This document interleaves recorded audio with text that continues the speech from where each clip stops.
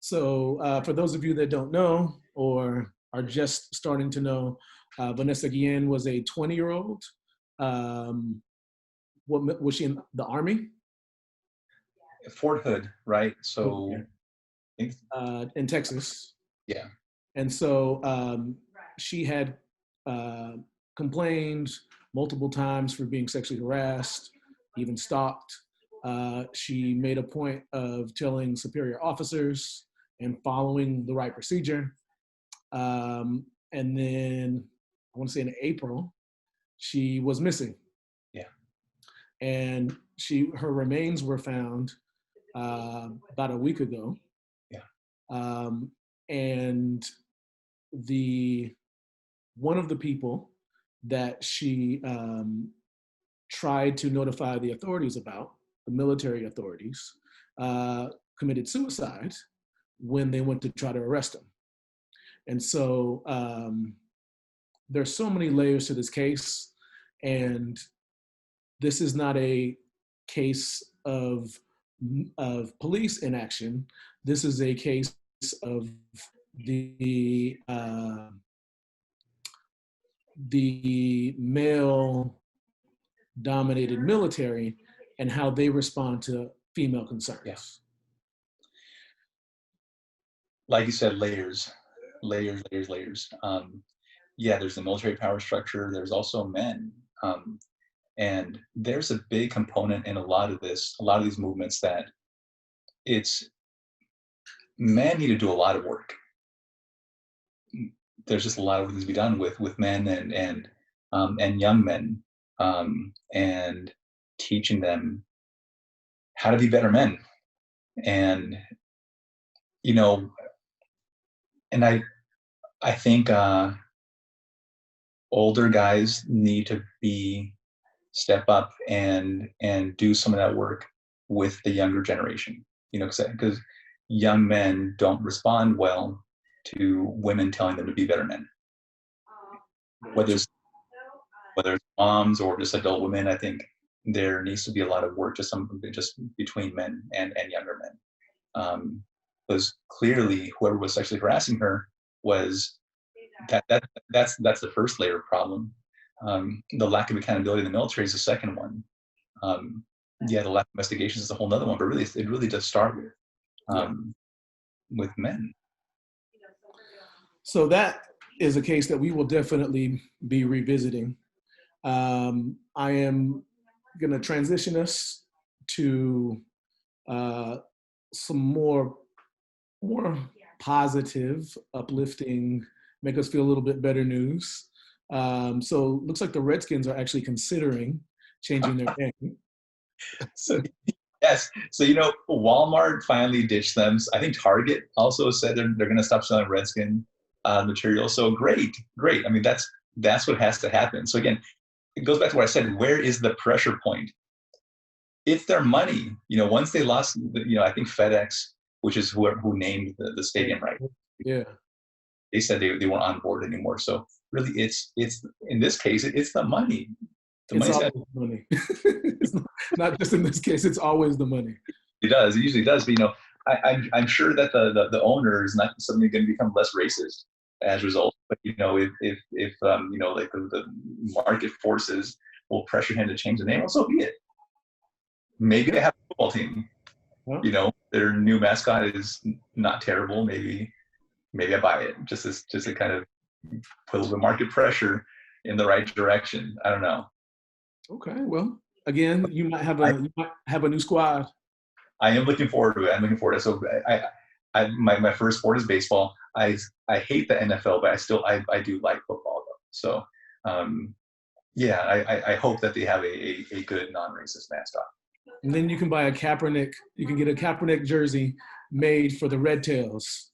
For the Red Tail, there's a movement here, kind of the way to bring back the brown for the Padres. There's a movement out here to name them the Red Hawks because you can still have the feathers. Again, people love wearing feathers. Fine, wear the feather. It's a Red Hawk. There's Red Hawks out here, and it wouldn't be that big of a shift. And there's actually it was pretty cool. Cool. Yeah. All right. Other news out there in the greater DC area. uh, I actually listened to how to pronounce his name, but that was an hour ago. MAKUK Mhm. um, is a top 30 basketball recruit, and he just committed to Howard University in DC. That's amazing. And so this is one of the first times that a recruit that highly rated has committed to a historically Black university. Yeah. There was talk about a month or two ago about Mikey Williams, who was a San Diego player. He's going, I think he was a freshman last year, going into his sophomore year Mhm. for 2020. He also talked about maybe going to a historically Black college. His mom went to middle school and high school with me, and I know she actually played softball at Hampton. And Okay. so, but he is very high profile. He's the number one recruit of his class. And so he had mentioned it, and it looks like already MAKUK is doing it. So how do you think that that could change the landscape of college basketball? It's amazing. I mean, just all of the value in college basketball comes from the players. Absolutely. They are all the value. Everyone is getting paid millions off of their labor, free labor. And a lot of Americans believe that that's how it should be. Like, people are way too comfortable with believing that everyone should get paid off of Black athletes' free labor. That's a problem. So yeah, the fact that they realize that they are the value, no one else is. If they take the talents from HBCU and then infuse all of the money into that school from the jersey sales and the TV rights and um, and then be a stimulus for the businesses around that school. I mean, that's an incredible support. I mean, it requires the students to sacrifice for it, though, because I'm sure the HBCUs don't have the resources to invest in their stadiums and their the facilities and they probably don't have the same access to that pipeline into the NBA. But yet it takes this first generation of pioneers really to sacrifice for this greater good of the HBCUs.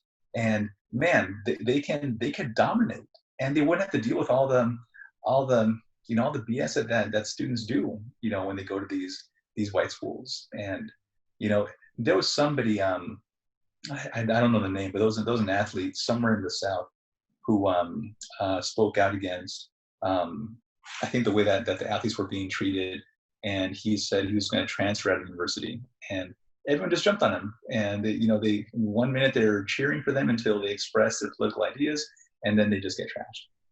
And that wouldn't happen in HBCU. Very true. Very true. And it goes back to what we said before, where this next generation is thinking differently. Literally. They are, and I think a lot of it has to do with social media. I think that being able to be a brand when you're 13 years old, Yeah. through being 15, 16, 17, throughout your teenage years.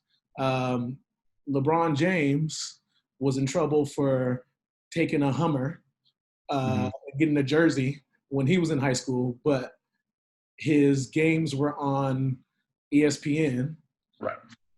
nationally, and he was getting nothing. Yeah. But he was expected not to be able to drive a $50,000 car. And so I do think that social media has allowed this generation to have much more power and much more connectiveness Yeah. than I would have imagined. And I think that even goes back to I think some of the older generations are realizing this, and that might be why Trump is trying to ban TikTok. It was 2 weeks ago we were talking about how TikTok was used to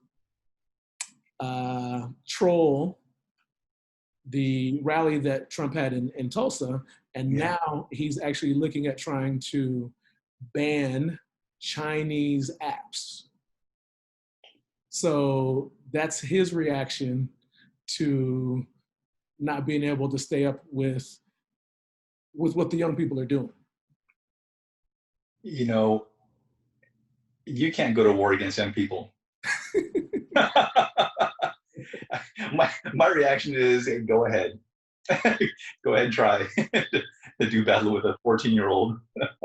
Well, we as teachers have the experience in going to battle against young people. We Yes. know when we know when we're going to lose. Yeah. So those of you who aren't teachers know that teachers pick and choose. We notice a lot. We notice a lot happening in the classroom. And, don't pick a fight you're going to lose. Exactly. Best to act that you didn't notice something. If you notice it, then you have to act. And if you have to act, then you need to really go through with it. Otherwise, You got to win. Yeah, you got to win. Exactly. So, yeah. You have a strategy to win, because just like they say, the internet is undefeated. The youth are too. Yes, they are. They're way savage. Yeah, no. I would not pick a fight. No. Okay. Well, anything that we're missing? Anything we should cover that we haven't? Top